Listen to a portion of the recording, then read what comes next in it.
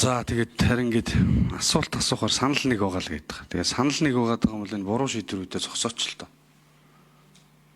Төв банкны хуулийг гэж оролдож яах гэдэг юм бэ? Наач олон улс харж байгаа шүү дээ. Монгол банкныхаа энэ их эвгүй юм л явна шүү хоош доо. Дуртаа нь орж ирээд одоо би түрүүн бас хэлсэн.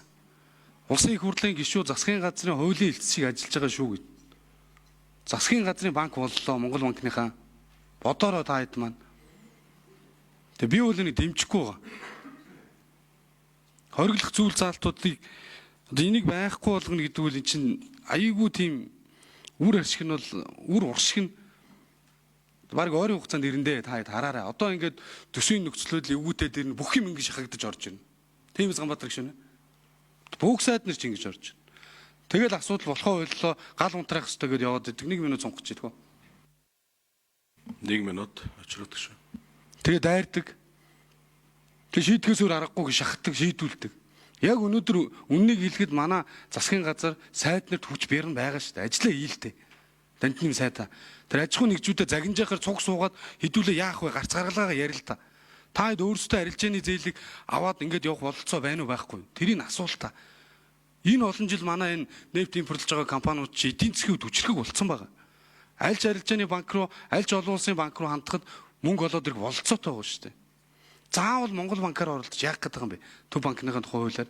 Энэ төв банкныхын айгүй эвгүй байдал руу орж байгаа шүү. Танаа одоо би дахин л хэлж байгаа. Эвгүй байдал руу орж байгаа. Та хэд бол ингээд хойштоо засгийн газрын банк боллоо. Тэр энэ дээр их хурлын гишүүд мэргэжлийн байнгын орооныхон анхааралтай энийг ажил зөв шийдвэрүүд бид нар гаргаж яваад зарим унгаах юм аа унгаагаад явахгүй бол уршиг нь одоо үнэхээр хүнд болно ш.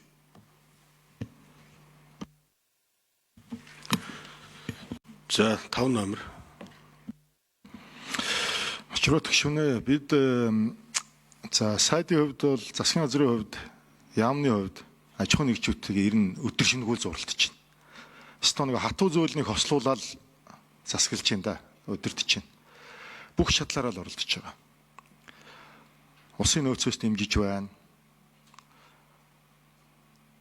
Улсын төсөвдөр бас их үүсвэр дээр нь дэмжлэг үзүүлэх хөрөнгө тавьж байна. За энэ одоо хөнгөлтөө зээлээр дэмжихээс өөр арга байхгүй.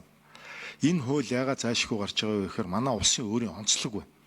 Бид нар 100% гаднаас хараад байхгүй шатхууны.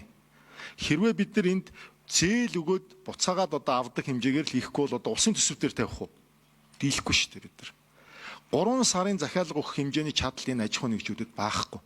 Зээлийн зохист харилцаагаа эднэр дийлдэггүй. Ковид үед энэ арга хэмжээг авч ирсэн. Улсын маань онцлог байгаа нөхцөл байдлын үнэгүй мөнгө хинж өгөхгүйгүй шүү дээ. Өөр гарцгүй болчиход байна.